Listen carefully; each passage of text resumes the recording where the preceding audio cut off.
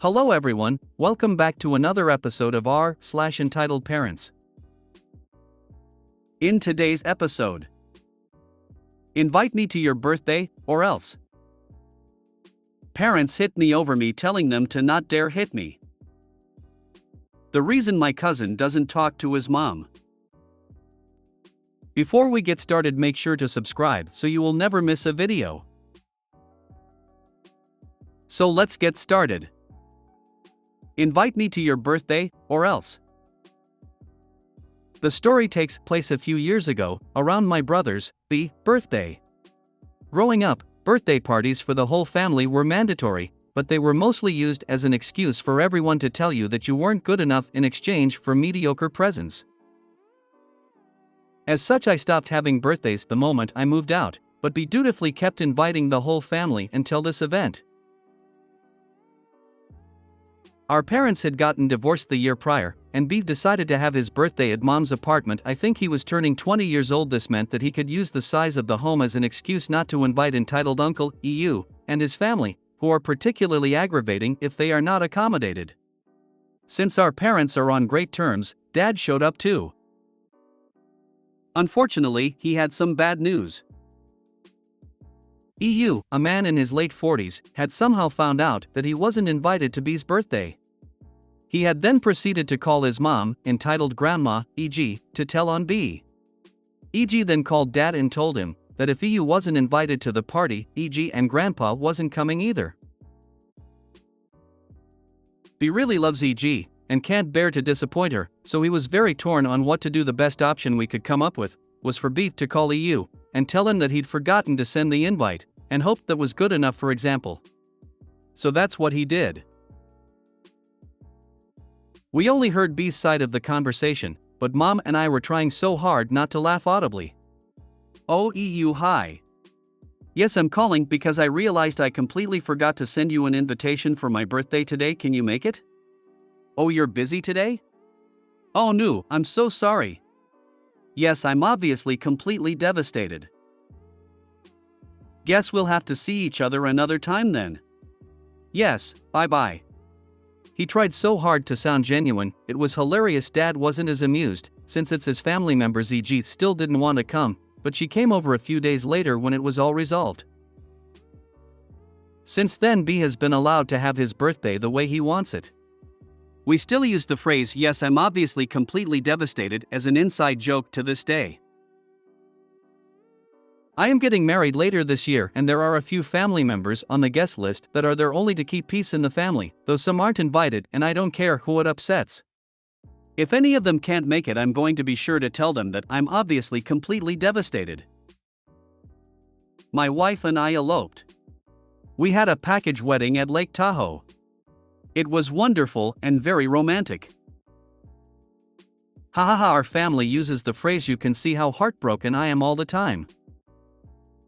That's also a nice one, hahaha. I've never really understood reluctance to uninvite particular family members to events.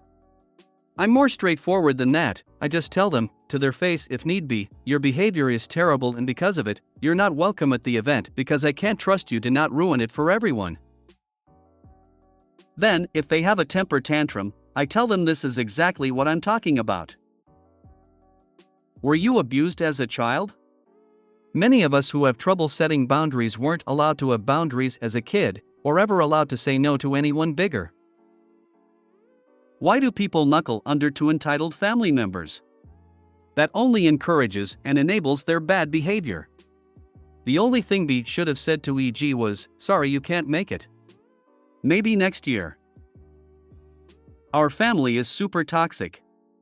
When you're raised to believe that love is conditional, it's normal to just bend to any of their entitled antics, or else they won't love you anymore.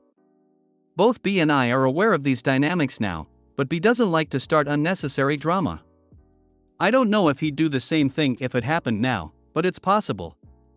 It's easy to look back and say, yeah, I shouldn't have put up with that, but we've taken steps now that allow us not to put up with their BS as much. Parents hit me over me telling them to not dare hit me. Hey. It's been about 3 months since I, 17, male, talked in this subreddit. At the time, my dad, 48, hit me repeatedly and was insanely angry at me for failing math, due to both pressure from both of my parents and depression ruining my mental state throughout the year. So, after this incident, things seemed to cool off, and I was actually on decent terms with them. However, based on the title of this post, you already know that did not last. So, I was struggling to find something to seal off a bag of popcorn with, because I often struggle to come up with solutions to simple problems quickly, so I asked my mother, 49, if there were any wooden clips I could use. After being told no, I started looking for alternatives to a clip. After a few minutes of fidgeting and not being able to figure out a solution, I asked my mother for help several times, only to be shunned for it and told that if I asked again, she would hit me, to which I said, "Don't you dare." Right after I said this, she slapped me hard on the arm, which hurt quite a bit, but wasn't a big deal. However, I got mad and immediately told her, "Who do you think you are to be hitting people twice?"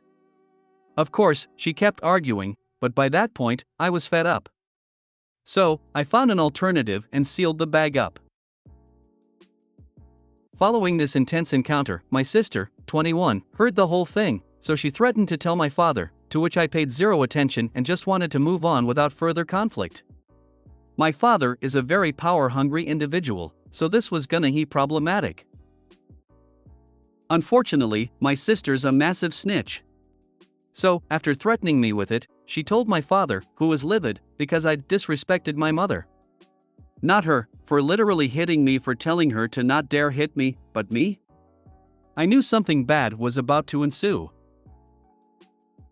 He immediately backed me into a corner in my room, where he kept repeating how disrespectful I was and how I should never talk to anyone in the family like that again. He then asked me if I understood the message 3 times. First time, it was in a normal voice. The second, louder. But the third time, he punched me smack in the middle of the colon, as hard as he could, while screaming. I already have severe scoliosis, so now, I can hardly even stand, it hurts so badly. Following that, he kept insulting me and using the fact that I don't work as leverage to bring me down and to make me feel bad, as well as taking away most of my privacy by not letting me lock the door of my room and threatening to bar me from having a room if I kept resisting to their demands. This story has a good ending, though. Thankfully, I had left Geometry Dash open in the background, so Upload, a screen recording software, was also open and had picked up everything, from him cornering me to him hitting me and stripping me of my privacy. I wasn't going to sue them once I got out, but following this encounter, I can confidently say I will be following through with the suit once I turn 18. For now, though, any and all advice would be useful. Thank you all for reading this post. Don't wait, abuse of a minor will be worse for them. Jail will do them good. Especially if other inmates find out they are in jail for child abuse. You should not have to put up with this kind of abuse. If the video captured him hitting you, you should be able to use that to stop it. Whatever you do, start making plans now so that if you can't get out now, you'll be ready when you turn 18. Child abuse is a big deal. Don't wait until you are 18, get help. Talk to a school counselor, collect any evidence you have, and don't let them get to keep doing this to you any longer. I went through severe child abuse, and if I can suggest anything to anyone going through it too, it would be that there is help. You have evidence. You don't have to suffer. You don't have to put up with the physical, mental, and emotional abuse you're going through. You deserve more. You are worthy and matter, smiley face. Go on the legal advice subreddits for this. Be sure to get as many friends in your corner, those not in with your parents. The reason my cousin doesn't talk to his mom. This isn't about me, but rather my cousin Mark, fake name, M24. I knew he is NC with his bio mother, but I never knew why, nor I asked since it wasn't my place to ask. Till my grandma told me the reason, with no prompt, mind you. She was like, "Oh, by the way, this is why." When he was 8 years old, his father, my mother's brother, and his mother divorced. According to my grandma, she was entitled, demanding, and just plain rude. They had shared custody of him, but my cousin hated being with his mom, since she would spend her time with him complaining about his father. Then she married again, to a man that had a daughter, 8 at the time, from a previous marriage, and things got worse, since her mother would completely ignore him in favor of her new daughter. And here is the reason he now doesn't talk to her. They would go to trips to Disneyland without him, they would leave him home alone, with a babysitter, and then when they were back, the stepsister would rub on his face about the trip, and this didn't happen once, but over 4 times from the ages of 10 to 14. At 16 he moved with his father full-time and went in see with his mother. Wow, what a horrible egg donor doing that to her son. I wonder if she has tried to contact him since. I am so glad that he lives with his father, who has treated him well.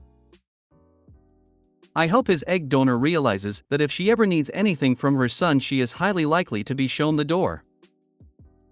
I feel your pain, glad you got out now. I'm 59 and just now going NC. Thanks. But I literally said in the first line, it's not my story but my cousin's. I hope everything works for you though. Yikes. What horrible people. I'm glad Kuzo is okay, but yikes. He is. He finished university and he is an Instagram model. My parents did the same thing on my 7th birthday. They left me with my grandma and went on holiday to the States. They brought me back a map of Disneyland that they put up on my wall and talked about their amazing trip with everyone. Honestly, this is just the tip of the iceberg and one of the many reasons I keep my parents at arm's length. But don't worry, I took myself there last year to make up for it. If you made it to the end of the video, thanks for watching. Don't forget to like, subscribe and share, and we will see you in the next video.